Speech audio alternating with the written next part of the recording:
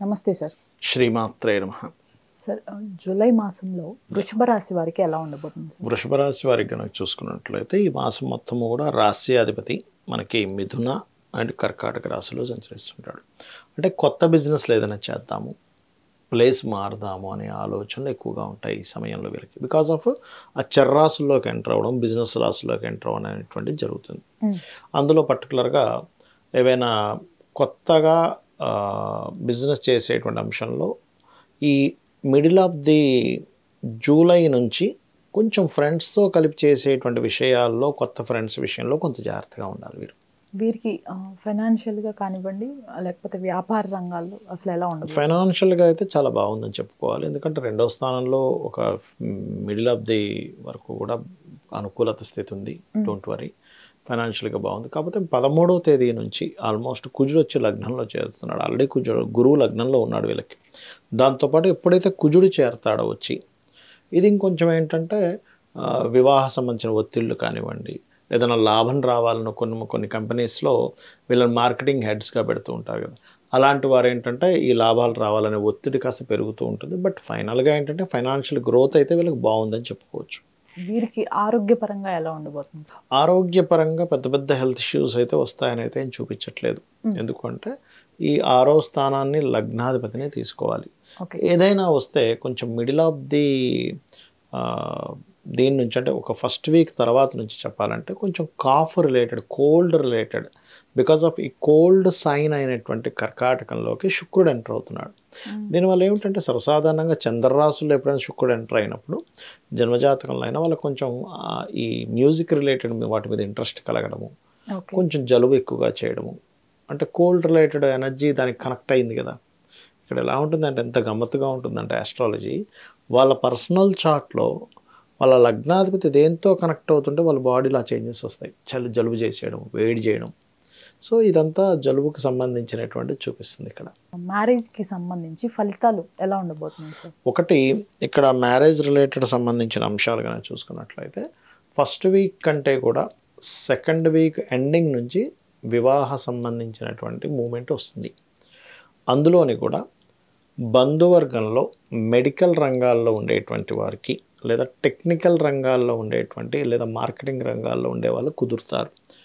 ఈ పర్టికులర్గా second week తర్వాత సంబంధాలన్నీ కూడా వృషభ లగ్నం వారికి ఎటువంటి సంబంధాలు వస్తాయంటే ఆ అమ్మాయి కావచ్చు, అబ్బాయి కావచ్చు, మెడికల్, మార్కెటింగ్, అది కూడా ఫ్రెండ్ సర్కిల్లో తెలిసిన వాళ్ళ ద్వారా సంబంధాలు వచ్చే ఛాన్సెస్ ఎక్కువగా ఉంటాయి. అందులో కూడా కుటుంబ సభ్యుల్లో ఎవరైనా బావమరిది, మామయ్య వరుస వాళ్ళు తెచ్చిన సంబంధం అయి ఉంటుంది. అది వీరికి ఉద్యోగపరంగా ఎలా ఉండబోతుంది సార్? ఉద్యోగపరంగా అంటే ఉన్న ప్రదేశం నుంచి, ఎందుకంటే దశమ స్థానంలో శని వక్రించున్నాడు. మనకి జూన్ 30వ తేదీ నుంచి వక్రిస్తున్నాడు శని. ఎప్పుడైతే ఉద్యోగ కారక స్థానంలో ఉన్నటువంటి శని ఎప్పుడైతే వక్రించాడో ఉన్న ప్రదేశాన్ని వదిలి ఇంకొక ప్రదేశంలోకి వెళ్తే డెవలప్మెంట్ వస్తుంది అనేటువంటి విషయాన్ని వీళ్ళు తెలుసుకొని మారడం జరుగుతుంది. కొత్త ఉద్యోగాలు కూడా వస్తాయి, బట్ ఉన్న ప్రదేశం కాకుండా ఇతర ప్రదేశాలకు వెళ్ళాలి. ఓకే, ముఖ్యంగా ఈ వృషభ రాశి వారు తీసుకోవాల్సిన జాగ్రత్తలు ఏంటి సార్? పర్టికులర్గా తీసుకోవాల్సిన జాగ్రత్తలు ఏంటంటే పంచమ స్థానంలో కేతు ఉన్నాడు. సో షేర్ మార్కెట్, ఫ్రెండ్స్ అని కొత్త ఫ్రెండ్స్ పరిచయాలు ఏర్పడినప్పుడు ఇటువంటి విషయాల్లో, అంటే మనకి చూడకొస్తే సినిమా ఫీల్డ్, కళారంగాల్లో ఏదైనా ఇన్వెస్ట్మెంట్ చేసేటువంటి అంశాల్లోని చాలా జాగ్రత్తగా ఉండాలి. పంచమ స్థానంలో కేతు ఉన్నందుకు ప్రతి నిర్ణయము తీసుకునేటప్పుడు గణపతిని ఆరాధించుకుంటూ, అందులో ముఖ్యంగా రాజకీయ నాయకులు తీసుకునే విషయాలు నిర్ణయాలు మరింత జాగ్రత్తగా తీసుకోవాలి. అండ్ అదేవిధంగా 13వ తేదీ వరకు కూడా ఇన్వెస్ట్మెంట్స్ చేసే విషయంలో కొంత జాగ్రత్తగా ఉండాలి. ఎందుకంటే 13వ తేదీ వరకు 12వ స్థానంలో కుజుడు ఉండి శని యొక్క వీక్షణ ఉంది దాని మీద. సో ఇన్వెస్ట్మెంట్స్ విషయంలో కొంత జాగ్రత్తగా ఉండాలి. 13వ తేదీ వరకు తండ్రి ఆస్తికి సంబంధించిన, భూమికి సంబంధించిన ఏదైనా వివాదాలు మాట్లాడుకోవాలనుకుంటే 13 తర్వాత మాట్లాడుకోవడం మంచిది. బికాజ్ ఆఫ్ 12వ స్థానం అనేది తండ్రి యొక్క ఆస్తిని సూచిస్తూ ఉంటుంది. ఈ జాగ్రత్తలు కనుక తీసుకుంటూ నిత్యము మీరు ఎటువంటి డెసిషన్ తీసుకునేటప్పుడైనా, ఎటువంటి ట్రాన్సాక్షన్స్ చేసేటప్పుడైనా ఒక్కసారి గణపతిని కనుక మనసులో తలుచుకుంటూ కేతుగ్రహం దగ్గర కనుక దీపారాధన చేసి విష్ణు సహస్రనామాలు కనుక చేసినట్లయితే అన్ని విధాలా బాగుంటుంది. వీరు ముఖ్యంగా తీసుకోవాల్సిన పరిహారాలు సార్? ఇప్పుడు నేను చెప్పినట్టుగా విష్ణు సహస్రనామాలు, గణపతి ఆరాధన, కేతుగ్రహం దగ్గర దీపారాధన, వీలైనంత మటుకు గుంజీలు తీయడం గణపతి దగ్గర చేసినట్లయితే మరింత బాగుంటుంది. ఏవైనా దానాలు సార్? ఉలవలు దానంగా ఇవ్వడం మంచిది. కందులు ఒకవేళ ఉదాహరణకి రాజకీయాల్లోనే ప్రత్యేకంగా క్రియేటివ్ ఫీల్డ్స్ ఫ్రెండ్స్తోనే ఇబ్బంది వస్తుంది అనుకోండి, అప్పుడు ఉలవలు దానంగా ఇవ్వాలి. లేదంటే తండ్రి గారు ఆస్తి విషయంలో మాకు బాగా గొడవలు జరుగుతున్నాయి, సహజంగా వృషభం వారికి 12లో కుజుడున్నందుకు 13వ తేదీ వరకు అట్లాంటివి జరుగుతుంటాయి.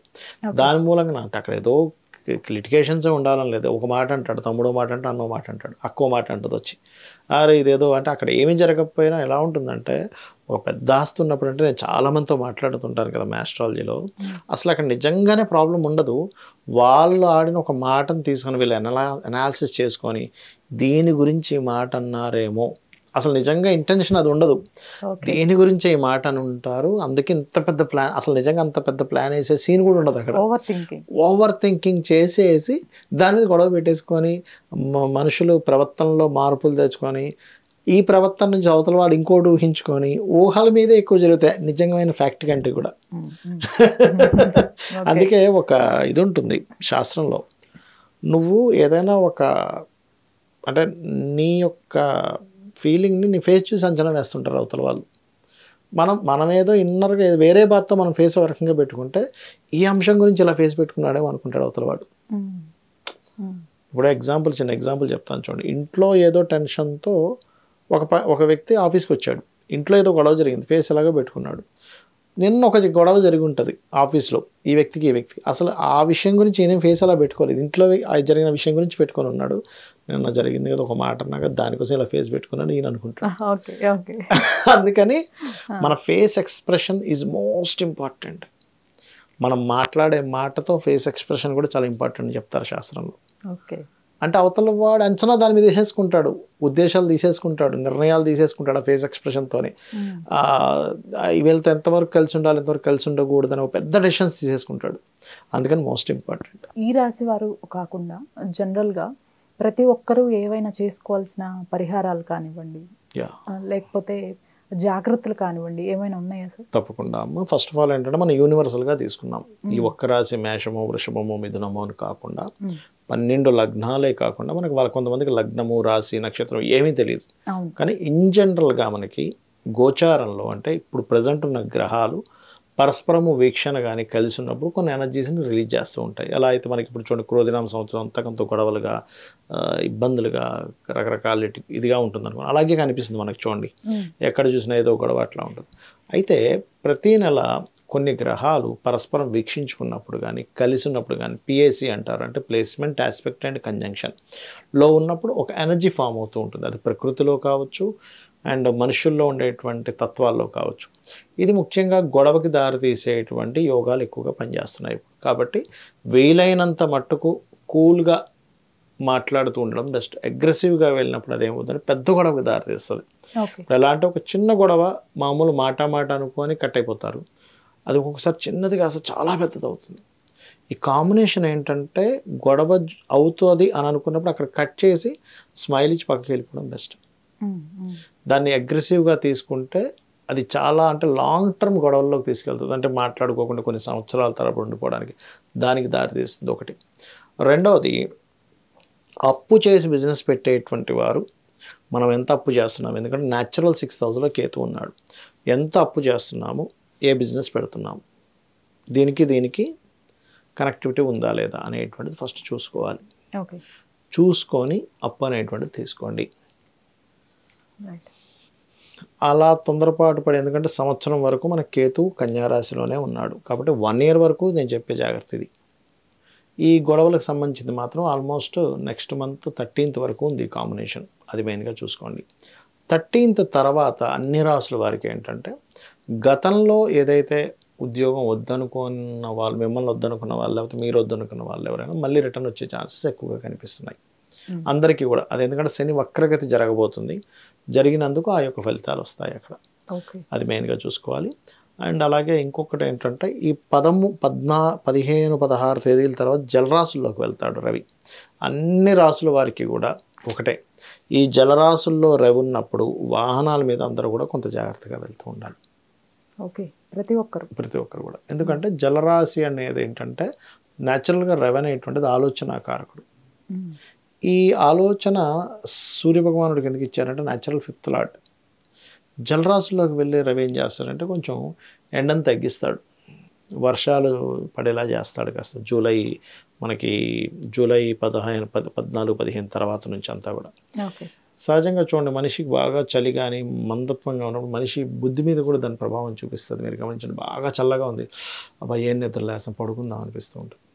అంటే ఏమిటంటే ఆ సమయంలో ప్రత్యేకంగా మీరు వీలైతే గనక ఆదిత్య హృదయ పఠనం కనుక చేసినట్లయితే, ఆలోచనాకారకుడు జలరాశుల్లో ఉన్నప్పుడు నిర్ణయాలు తప్పుగా తీసుకుంటూ ఉంటారు. కాబట్టి జూలై 14th, 15th నుంచి ఆల్మోస్ట్ ఆగస్ట్ 14th, 15th వరకు కూడా కాస్త మీ ఆలోచనలు అందరూ కూడా ఆలోచన తీసుకునేటప్పుడు కొంచెం జాగ్రత్తగా చూసుకొని ఆలోచన చేయాలి.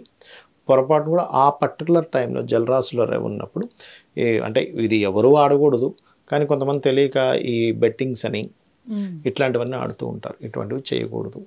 కొంతమంది షేర్ మార్కెట్లో కూడా వెళ్తారు. షేర్ మార్కెట్ అనేటువంటిది ఏంటంటే వాళ్ళ పర్సనల్ చార్ట్లో ఒక కాంబినేషన్ పర్టికులర్గా ఉంటుంది. ఇదేంటంటే ఒక 10-15 వేల జాతకాలు దాదాపుగా 10,000 అయితే ఖచ్చితంగా తీసుకొని రీసెర్చ్ చేసి చెప్తున్న అంశం ఇది.